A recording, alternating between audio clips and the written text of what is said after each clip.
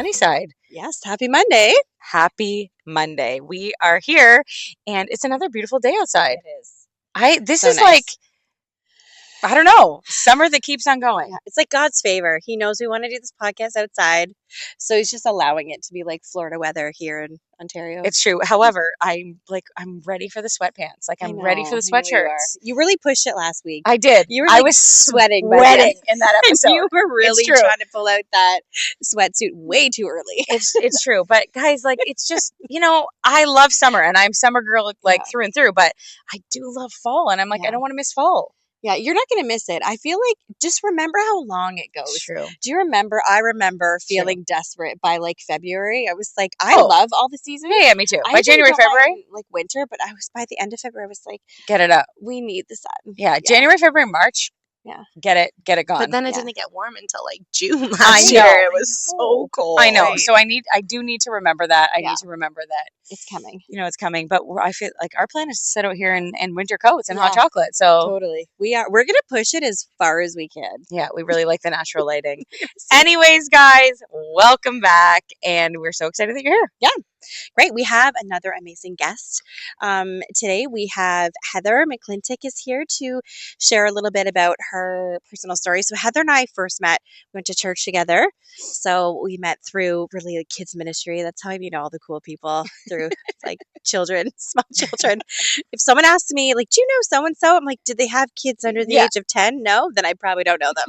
I only talk to people with kids. So, but your kids are just the sweetest and so great. So, and then you have a really popular Instagram account that I love following. And I like your Instagram account because you have such a good blend, I feel of the beautiful, perfect life sort of curated photos where you're like, wow, this is so fun to watch. But you're also real. You'll share a room of your house, it's a mess, and how you clean it up.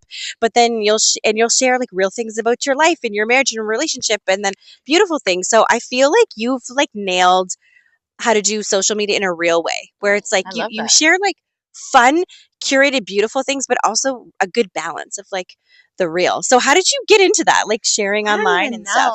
I think it was it must have been when Cooper was little, so over 10 years ago. I was going to say, were you one of the COVID ones that No, I started doing it before. So, yeah, so Cooper's 10 and a half. Oh, yeah, 10, I guess. So, yeah, it's been over 10 years I've done it. And I got into it kind of when collabs and influencers were just a thing. Okay. So now it's even harder to get collabs and things like that because it's everywhere.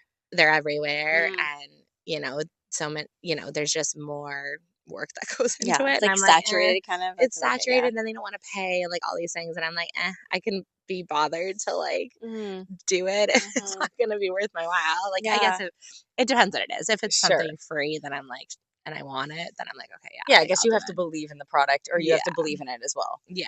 So how many kids do you have? 3. 3. And what are their ages? So 10, 7 and a half. So I have a 10-year-old boy, 7.5-year-old girl, and then a 2.5-year-old little guy. So, and the 2.5 was planned? It was it took that long to convince my husband to have it there. 14 and 16. So you guys met in high school? Yeah. High school sweethearts? Mm-hmm.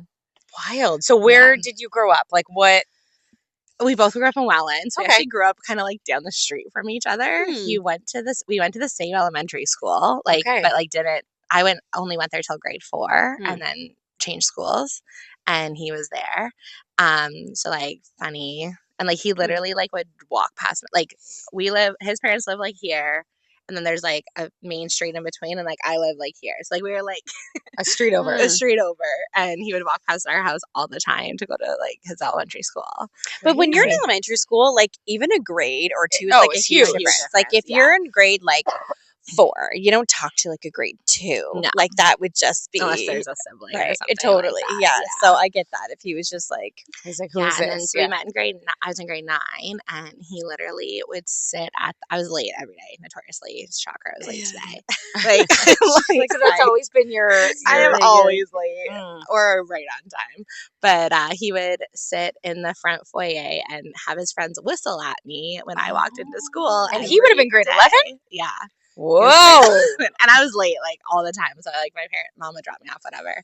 and he would be sitting there. He was always not in class, shockingly. Right. Like, why were you always there? Yeah. Later find out he was like across the street. They had like a second chance program. Okay. Where like for kids that like didn't go to class and like kind of a little bit rebellious. So he went over there. Okay. Found that out way later, and they didn't start till like 9:15. Okay. So he was always, and they knew there's no he point. was technically on time. Yeah, he was on time at his school, right? Not, but like, yeah. So anyway, and he didn't know how to whistle, so he had his buddies to whistle. But every single day for like I don't even know how long, and I just like didn't even look at him, just like walking by. And then probably because you were like, I'm in grade 9, just getting my bearings here, and this older boy. I feel like you can go one or two ways. You're either like, it was this a crew is amazing. Of them. It was like a crew of them. There's like 5 of them. Intimidating. And I'm like, oh my goodness. And then, so do you feel like, because you guys met so early, and you were kind of like your whole experience and love story would be with each other? I would imagine people change a lot from like 14 and 16 to like in your 30s now. Do you feel like riding through all those changes? Because it's almost like being married to a different person every season of life, right? Because there's no way that you guys are the same people that you were at 14, 16. So how does that look, and how do you make that work? Yeah. So, I think like, cause we just grew up together. I think that is a big, like I was like, I don't know. We just like, we've grown up together. So, and going off what Pam says, like, I've heard this multiple times, is like who you marry in like your 20s is not who you'd marry in your 30s, and not who you'd marry in your 40s. Yeah. And so it takes a lot of work to actually make marriage go, because you wouldn't technically marry the same person, because you are evolving and changing. Really?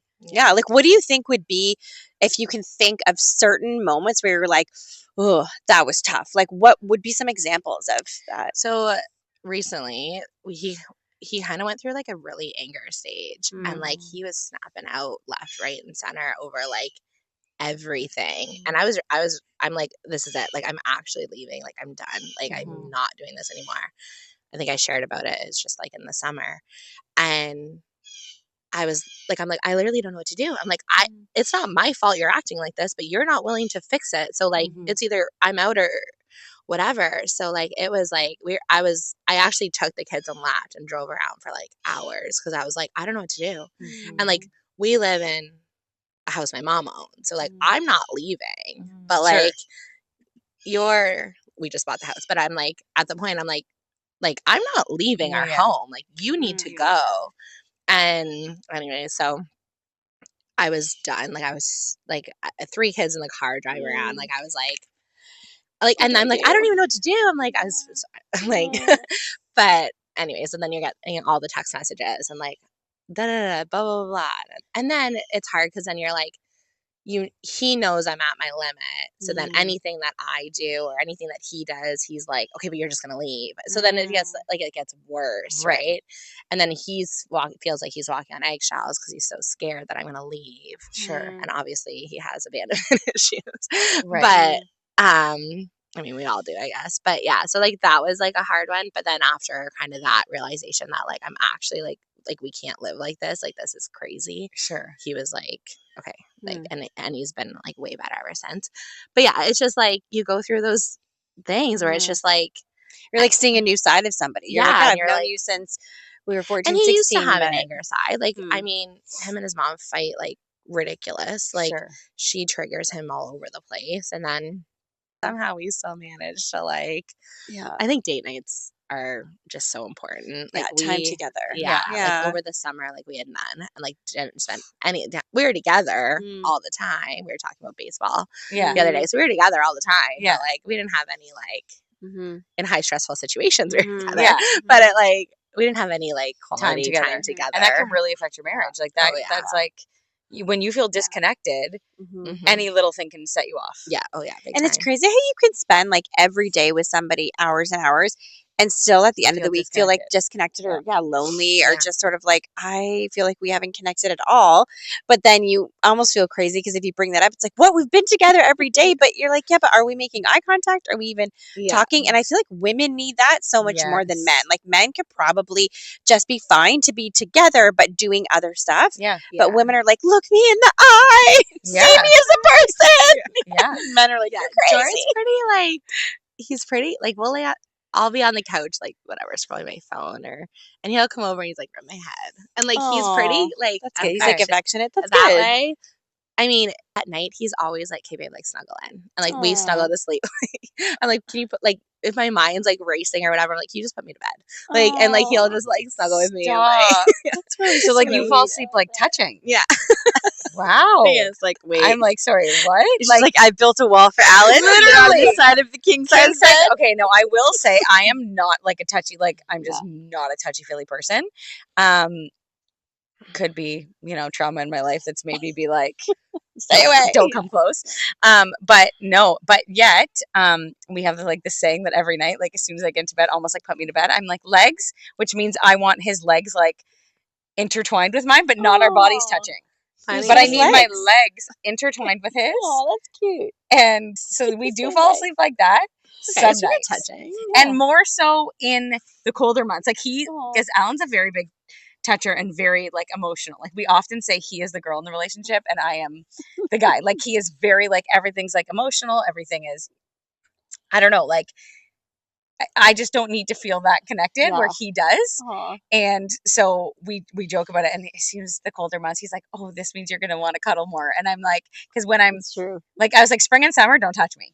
Yeah, you're like, I'm already hot enough. Yeah, don't touch me. But as soon as the weather gets nice, he's like, oh, this is going to be so good. It's Alan's turning up the AC in the house. He's like, it's nice and cold in here. We can't afford the heat. We're not putting the heat on this year. And I'm like, what? And he's like, just get close. I'm like, oh my God. You better snuggle up, Leah. But like spooning or actual, no. No, I'm like head on his shoulder, like no, that's so sweet. You just need like a blanket in between, but I'm like, you need to be wait a second. But it's good. It's like it's like a little gesture, a little moment that just kind of like recalibrates you after bedtime. Day. So when you guys are like on the outs with each other, like you're irritated with each other, what does that bedtime look like? Is he tucking you in, or you like go sleep on the couch, like, or are you able to like let that go and just still cuddle up at night, or is there? So this is probably like TMI. There's no such thing as TMI. I was gonna say it's a whole different subject. No such it's thing. Usually when I'm like, I want to have sex with you and you don't, because it's usually on his terms, which like can be annoying. Yeah, right. But I'm like, that's when I'll roll the other way, and I'm like pissed at him because I'm like, I literally am asking, and you're saying no. Like, you don't say no to me. Yeah, sorry. Yeah, you just don't get that ability. So, but like whatever, like his reasoning is sometimes it happens, and that's usually the only time that I really get mad. And I think as women, it is more of a struggle when like there's a night where the guy's like, not tonight or whatever, because we are taught that men want sex all the time. Yeah, they always want. Men always want sex. Men want sex all the time. So it's like a bigger rejection. Yeah, but I'm like, the older you get and the more life happens, you realize, well, no, it's not always like that. Like, why can't men be human too and go like, why can women just go, I have a headache? But like, they're like, I have a headache.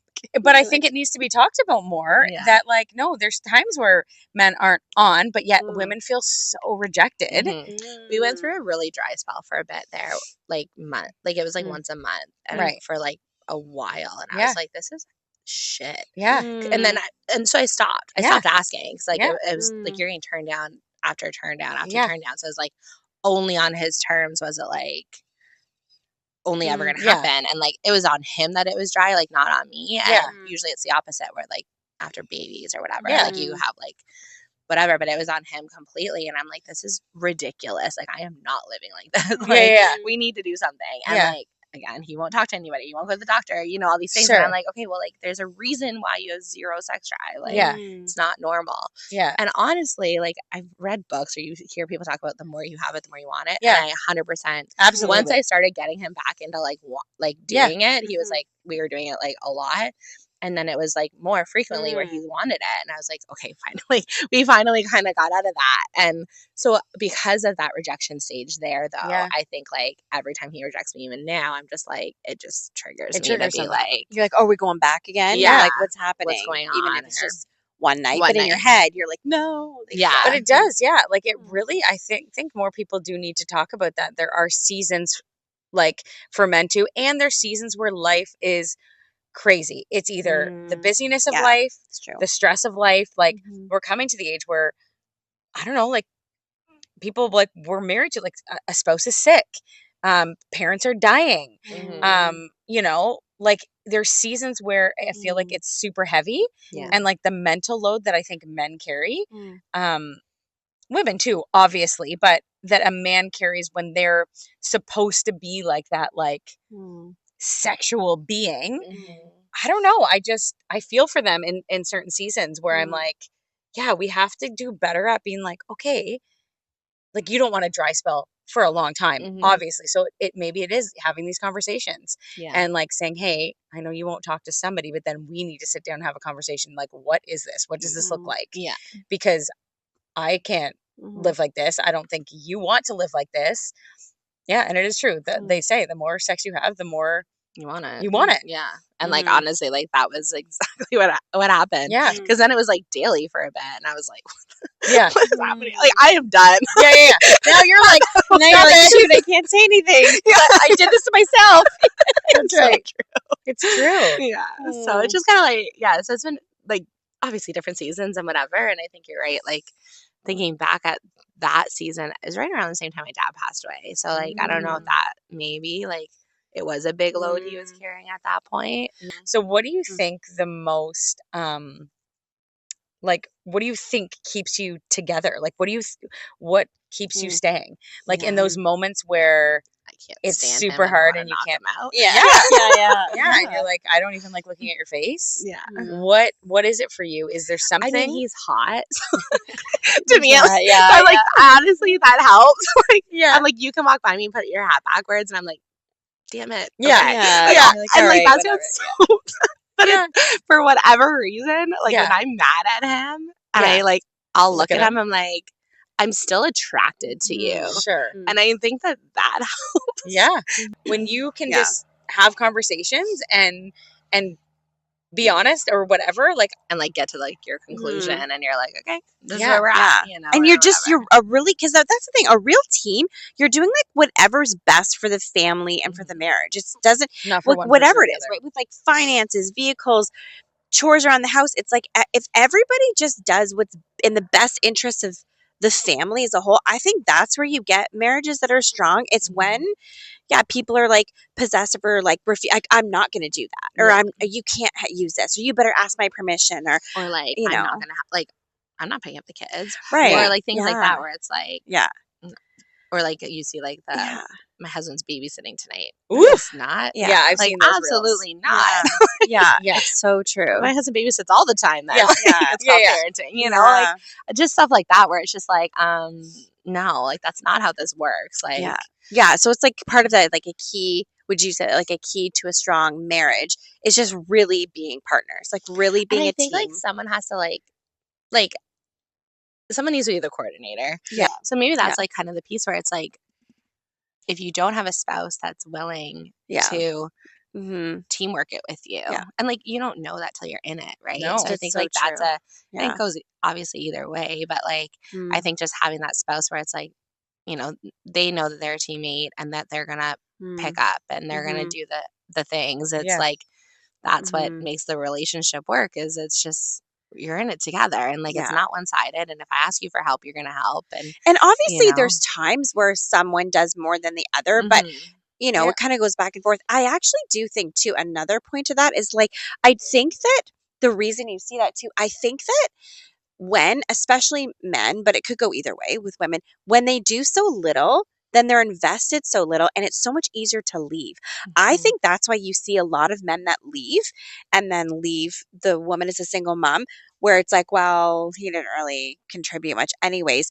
the reason it's easy to walk away is because you're not invested. You're not doing something. You're not feeling like I'm needed in this home because I provide XYZ and I do all these things and my heart's in it. And it's just when you're doing very little or nothing, it's really easy to walk away and do your own thing. And I think it's not just like the dishes. No, you know, like it's not just the dishes and like the you know, the Yeah. care of the home. Like, are you invested in the kids? Are you it's like so true. in it? Like, are you reading them bedtime stories? Are you Yeah. bathing? Like, are you like how much of it are you doing? And there's like a sense of pride and accomplishment that comes from those menial tasks. Like even with my son, like I will say to him often, because I think a lot of times even just boys, like naturally they don't love to pitch in or do chores. And when he does something, if he doesn't do like a good job or doesn't do it right, like I'll make him redo it and he doesn't like it and he gets frustrated. And I say to him all the time, like, you need to take pride in your work, even if it's just taking the garbage out. You make sure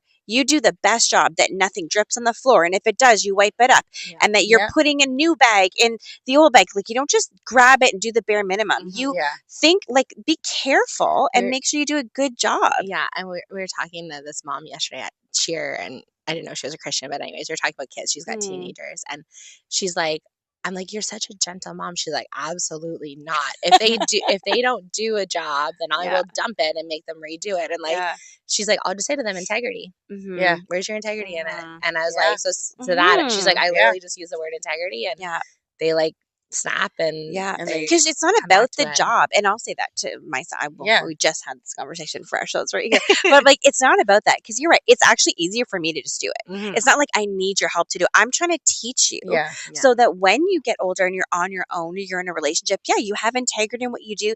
You take pride in it. You do a good job. And what's going to be important for you is you receive satisfaction from it, because then you're going to want to keep serving other people. When there's no like humans are selfish people. There's no way around that. And if there isn't some sort of payoff, it is hard to be motivated to do something. So to be motivated to serve, even the payoff for you is that you feel accomplished and you feel proud of yourself, that you've contributed and you've done something and you're part of something bigger. Like, I think those things all really matter. And you can see it when that's not in a relationship. Like there's a bonding that you can't ever really have when somebody's just checked out, you know? It's so true. I think that's right on it, because it's like, like if you're not invested, if you're not in it, and I guess I've gotten lucky, and I really try and like pray on him before I go to bed, and I'm just like, thank you, Jesus, for my husband, you know, and like thank you that he loves us the way he does, and just like bless on him, like while he's going to bed, and I'm like, you know, and I found that as I've done that more, my heart is softened in those situations where he could piss me the hell off and I'm just like ready on rage. But I find like once, like if I'm like genuinely like praying on him and like investing those thoughts on him, then, you know, and blessing him for what he does, like I find like my heart's just been softer in those like because you can only change you. Like that's the thing in a marriage. I think you're always trying to change the other person. You're always trying to point the finger and blame the other person and be like you. But really, like God can only change you. We went to this marriage thing. I've talked about it often on here. We've gone twice now. I think we're going to go again in the winter. They had put out, the speaker put out 2 hula hoops, okay? And the wife stands in one and the husband stands in another. He's like, I'm going to lay this hula hoop down. And this weekend, you're going to focus on the person that's inside this hula hoop. That's it. Because it's so easy to nudge your partner. Go, are you listening to this? Like, are you listening? To you. That's you, right? But they were like, you're not going to get anything out of this weekend if you're not focused on the person in this hula hoop. So he said, every now and then, I'm going to bring out the hula hoop as I'm speaking, and I'm going to step back inside it, and I'm going to remind you to work on the person inside the hula hoop. And I was like, so funny. whoa, like that is so true, because it is so easy to blame your spouse, to go, oh, well, whatever, like you have anger issues, or you have a shopping addiction, or you're not listening, or your walk with God is struggling, or whatever it might be. But it's like, okay, and those all might be true, but it's like, you nagging them is not going to change it. So that's where you have to take it to like God, yourself, and be like, okay, God, you deal with him. You do you with him, and help me like change my heart. Change my heart. And also be like, what I was just talking with a friend about this the other day, and I was like, you know, even if, especially, well, not even if, especially when you're mad, or especially when they are in the wrong, because sometimes it's clear. But instead of it being like the condemning, like, but to ask God and even ask yourself, okay, what does this person need? Whether this is fair to me or not, whether they're right or I'm wrong, what do they need in this moment to get out of this funk or this dysfunctional behavior they're in to be better? Because I know them as a better person. Like, and that's such a mind trip, like to do that in the middle of when you're mad, you're angry and you're hurt, and so many times justifiably so. But like, how do you in a marriage go, no, like I'm going to walk forward in what you need. And not even like, well, I guess that is focusing outside the hula hoop, but like, no, it's like, but in a healthy way. Your way of being. Yeah, but that's different. That's in a healthy way. That's not like nudge. Are you listening to this pastor? He's talking about you. Like, I don't know where I was going, but I was like, think of the hula hoop. Yeah.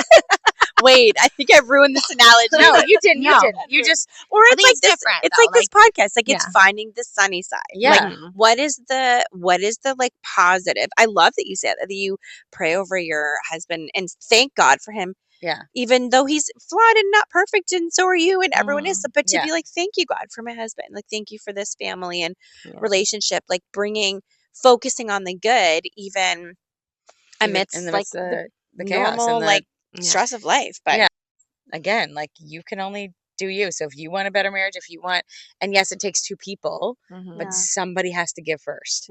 Somebody has to be like the bigger person, or somebody has to be the one that's like, I don't know, leading it in a way. And there might be seasons where it's mostly him, and there might be seasons where it's mostly you. And then there might be seasons where it's like equally like, hey. And I think like one thing we haven't really talked about was that like this whole like biblical, like the woman stays home and the woman does all the things and the man works, and like this, like, and I think with Charlie Kirk, and like he preached a lot about like how the woman, you know, and like the roles of the family and things like that. And I think like you see so much crap on social media and it's like it can get so overwhelming because you're just like, okay, well, my husband's not doing that. And like he doesn't make enough money for me to stay home. So like how am I supposed to do all the things when? So I just think like you really have to be careful with what you're letting in on social media, because that can influence you so much, even in ways that you have no idea. And, you know, like you're watching all these reels of this and all of a sudden your algorithm's this. Well, now you're mad at your husband because you've been letting this change your mindset, where it's just like, that's just not our home. And that's just not the way we work right now. And I do have to work, and that's okay. And, you know, like we're not living in those times anymore. And like he cooks, and like that's okay. And, you know, like I think like that's where it kind of you can get dicey too, because it's like, like it just, you let things in and you let other people's perspectives of what marriage should look like and what the husband should be doing. And like that one friend that I talked about, like her husband's vehicle, like they have a totally different marriage than we do. Sure. And it works. Yeah. They make it work. Yeah. Like your marriage is different than my marriage. And, you know, and like that, and however that works is the right way. Yeah. And it's like, there's no right way, there's no wrong way. That's the right way for your family and like that, or your marriage. And like, that's it. Yeah. And I think that that's like, people need to get out of the crap, out of the like headspace of like, well, it's supposed to be this way. The comparison, that's such a good point. Cause you're right. It's going to be, people are so different. So your marriage is going to look different. And if it works for you, run with it. Yeah. Don't be looking at what so-and-so's doing over the fence. Like, it's so good. I was talking to mom yesterday, and she's like, we watched the Love is Blind together. Her and her 14-year-old watched the Love is Blind together, because then they pause it and they chat about how dysfunctional or how like all these things about how like that's like, not normal. Tell me what the red flag was. Yeah.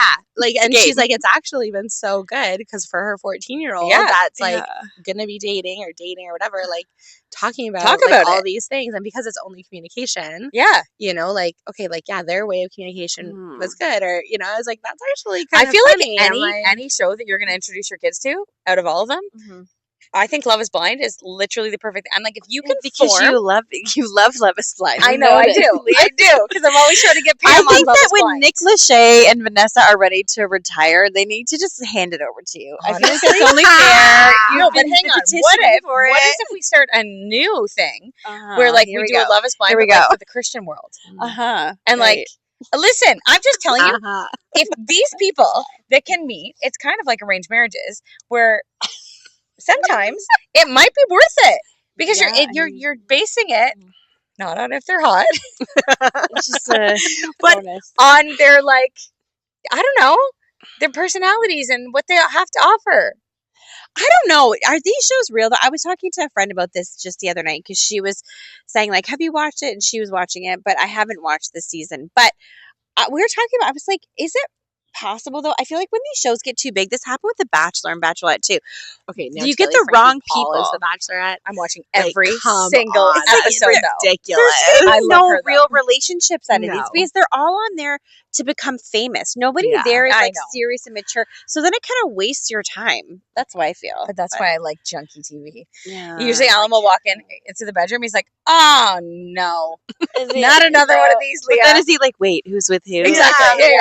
Then he walks right out. I mean, I haven't watched The Bachelor in quite a few years, but now that Is I know it still on? Taylor, Do they still do well, that Taylor show? Frankie Frankie Paul is going to be the right. Bachelorette. And I don't she's even from this know. new You season. don't even know who I it know. is, do you? See, I feel like Stick your I have eyes enough more like on eyes. drama in my own life that I can't stomach watching it on TV. I'm just like, I'm maxed out with dealing with See, drama. where I'm the Well, I'm like, opposite is cool. like, because the world feels so heavy Yeah. and there's so much going on in the world that I'm like, give me junky, bingey TV that I can put on and turn my brain off. Yeah. Someone was just talking about The Chosen, and I tried to watch that a couple years ago. And I'm like, I don't think I was in a place I could watch it yet. Yes. And I think that sometimes happens, like where it's just like, I'm not in a place where I can watch that right now because of whatever is going on. Or like you'll put something on and you're like, eh. And I mean, even on my Instagram, I preach about that. I'm like, unfollow, mute, like, and I do it all the time. Sure, yeah. Where I'm like, nope, sorry, not now. Yeah. And like, I'll mute someone or I'll just like, maybe to the point that it's bad. But I'm just like, maybe not. I'm like, I'm just so careful with what I let in now because I'm just like, this world is nuts. Like, there's all this, conspiracy and like all this stuff. I'm like, I'm not gonna go there. Yeah. And like, and sometimes it doesn't matter. Like, it's like the stuff that people fight about or argue about. I feel like, I mean, we can take this out if you feel like this is too like tender or political, but I feel like a little bit, we saw a bit of this with COVID, just in the way of no matter where you felt about any of it. Yeah. In the end, we all came back to the same spot. And I know so many like family relationships, marriages, friendships, work relationships that literally were destroyed over people's like opinions over COVID, one way or the other. Yeah. And then and in the moment it feels so important to people and they fight about it and they post about it and they consume content and they get angry at each other. And then in the end it's like over and then we're all back to the same spot. And you're like, what was all that for? Yeah. You were so angry at whoever. You were so offended by whoever. Now it's over and those relationships are damaged for what? For what? Like for what? Right? My dad actually, his heart was damaged from the COVID vaccine. So like I saw firsthand like how, I mean, you can take this out, but like I saw firsthand how horrible it was. And he got his vaccine in December and I remember standing there over the boat trailer being like, don't do it, Dad. Yeah. I just had this gut feeling. Yeah. And we weren't ready to have another, or we weren't sure if we were gonna have another baby. Like, I'm just not ready to do it. So like, I just wasn't, but anyways, I remember having that, but he raced snowmobiles in the States and his big racing sled was in America. So he's like, I gotta go get it. Right. And he's like, I'm gonna do it. And I was like, just don't do it. I begged him. Yeah. And 3 weeks later, he was in like, had irregular heart rhythms. Did he end up with like myocarditis or whatever?